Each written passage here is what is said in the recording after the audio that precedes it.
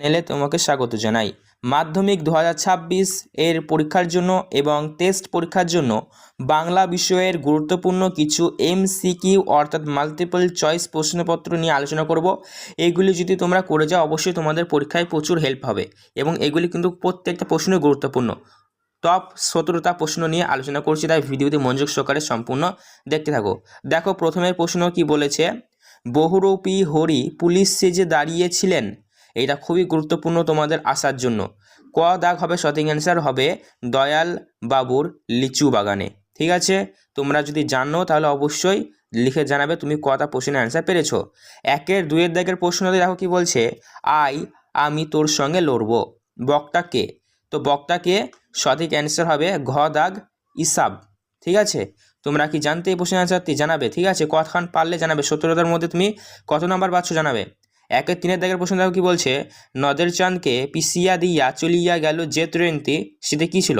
তোমরা করবে option number গ 7 নম্বর ডাউন প্যাসেঞ্জার। 17-এর মধ্যে তুমি কত পাচ্ছ জানাতে ভুলবে না, তোমার নাম সহ তোমার স্কুলের নাম সহ জানাবে। ঠিক আছে, 1-এর 4-এর দাগের প্রশ্ন দেখো কি বলছে, যেখানে ছিল শহর সেখানে ছড়িয়ে রইল কি ছড়িয়ে রইল। তো সঠিক অ্যান্সারটি দেখে নাও, অ্যান্সার হবে খ দাগ কাঠ কয়লা হবে সঠিক অ্যান্সার। ঠিক আছে, চলো পরবর্তী 1-এর 5-এর দাগের প্রশ্নটা দেখে নাও কি বলছে, আদিম যুগে স্রষ্টার কার প্রতি অসন্তোষ ছিল। তো আদিম যুগে স্রষ্টার কার প্রতি সন্তুষ্ট ছিল, তোমরা লিখবে ঘ নিজের প্রতি, এটা হবে সঠিক অ্যান্সার। ঠিক আছে, 1-এর 6-এর দাগের প্রশ্নটা দেখো কি বলছে, তারা আর স্বপ্ন দেখতে পারল না। কারা স্বপ্ন দেখতে পারল না। তো সঠিক অ্যান্সার কি হবে বলো দেখি, অ্যান্সার হবে ক দাগ শান্ত হলুদ দেবতারা। তার পরবর্তী প্রশ্ন দেখে নাও কি বলেছে, 1-এর 7-এর দাগের পরিভাষার উদ্দেশ্য হলো।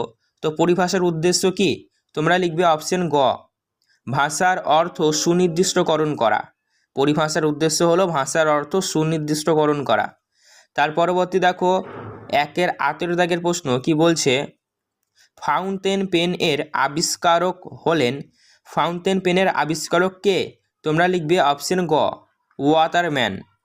প্রত্যেকটি প্রশ্ন গুরুত্বপূর্ণ, তোমার যদি জানা না থাকে কোনো প্রশ্ন তুমি দেখে নাও। ঠিক আছে, তার পরবর্তী 1-এর 9 দেখো প্রশ্নটা কি বলছে, সিজার যে কলমটি দিয়ে কাসাকাকে আঘাত করেছিল সেটি কি, তোমরা লিখবে স্টাইলাম। ঠিক আছে, স্টাইলাম। তার পরবর্তী প্রশ্নটা দেখো 1-এর 10-এর দাগের কি বলছে, দেখো বলেছে অনুসর্গের দৃষ্টান্ত কোনটি। তো অনুসর্গ দৃষ্টান্ত কোনটি অপশনগুলো দেখো, জন্য রয়েছে, খানা রয়েছে, তি রয়েছে আর গাছা রয়েছে। তো অনুসর্গের দৃষ্টান্ত কোনটি, তোমাদের অ্যান্সার হবে জন্য। ঠিক আছে, ক দাগ জন্য হবে সঠিক অ্যান্সার। তার পরবর্তী দেখো 1-এর 11 দাগের প্রশ্নটা কি বলেছে, ইসাবের মেজাজ সরে গেল। এখানে মেজাজ পদ দিয়ে কোন কারকের উদাহরণ। তো মেজাজ কোন কারকের উদাহরণ, তোমরা লিখবে কর্ম কারকের উদাহরণ। কর্ম কারকের উদাহরণ। তার পরবর্তী প্রশ্ন দেখো 1-এর 12 দাগের কি বলছে, ক্রিয়াপদের সঙ্গে নামপদের সম্পর্ককে বলে কি বলে বলো দেখি।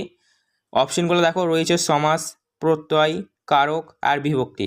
তো ক্রিয়াপদের সঙ্গে নামপদের সম্পর্ককে কি বলে, তোমরা লিখবে কারক বলে। ঠিক আছে, তার পরবর্তী 1-এর 13 দাগের প্রশ্ন দেখো কি বলছে, কৃত্তিবাস রামায়ণ রচনা করেন। কৃত্তিবাস পদ দিয়ে যে সমাসের উদাহরণ, তোমরা লিখবে কৃত্তিবাস পদ দিয়ে হলো বহুব্রীতি সমাসের উদাহরণ। ঠিক আছে, অপশন গ। তার পরবর্তী দেখো 1-এর 14 দাগের প্রশ্ন, তোমার 17-এর মধ্যে তুমি কখানা পারলে তুমি জানাবে, তোমার নাম, তোমার স্কুলের নাম, 17-এর মধ্যে আমি এত পেলাম সেটা জানিয়ে দেবে। ঠিক আছে, আর প্রত্যেকটি আমি অ্যান্সার দেওয়ার আগে তোমরা বলে দেবে অ্যান্সারটি এবং মনে মনে তোমরা কাউন্ট করবে যে কত পাচ্ছ। 1-এর 14 দাগের দেখো কি বলছে, পূর্বপদের বিভক্তি লুপ্ত হয়ে পরপদের অর্থ প্রাধান্য পায় যে সমাসে, সেটি কি। তো সেটি হবে তৎপুরুষ সমাস। ঠিক আছে, তার পরবর্তী দেখো 1-এর 15 দাগের কি বলেছে, আমি মহারাজ নই, আমি এই সৃষ্টির মধ্যে কোন এক ধূলি। এতে কোন শ্রেণীর বাক্য। তো আমি মহারাজ নই, এই সৃষ্টির মধ্যে একখানা ধূলি, তো একটি কোন শ্রেণীর বাক্য, এটি হবে যৌগিক বাক্য। ঠিক আছে, তার পরবর্তী অ্যান্সারটি দেখো, প্রশ্নটি দেখো 1-এর 16 দাগের কি বলছে, বিড়ালের গলায় ঘণ্টা বাঁধবে কে। অর্থগত দিক থেকে এটি কি বিড়ালের গলায় ঘন্টা বাঁধবে কে? অপশনগুলো দেখো, অর্থগত দিক দিয়ে কি এটি বলেছে, না সূচক বাক্য, প্রশ্নবাচক বাক্য, সন্দেহবাচক বাক্য আর প্রার্থনা সূচক বাক্য। তো এটি কি হবে? এটি হবে প্রশ্নবাচক বাক্য। বিড়ালের গলায় ঘন্টা বাঁধবে কে? প্রশ্নবাচক বাক্য। তার পরবর্তী 1-17 দাগেতে দেখো কি বলছে, নদীর বিদ্রোহের কারণ সে বুঝিতে পারিয়াছে, এতে কোন বাচ্যের উদাহরণ? তো এটি কোন বাচ্যের উদাহরণ? নদীর বিদ্রোহের কারণ সে বুঝিতে পারিয়াছে। অপশনগুলো দেখো কি রয়েছে, কর্মবাচ্য রয়েছে, ভাববাচ্য রয়েছে, কর্তৃবাচ্য রয়েছে আর কর্মকর্তৃবাচ্য রয়েছে। তো নদীর বিদ্রোহের কারণ সে বুঝিয়া পারিতেছে, এটি হবে ভাববাচ্য। ঠিক আছে, আশা করি বুঝতে পেরেছ। তো এই হলো তোমাদের গুরুত্বপূর্ণ 17টি এমসিকিউ।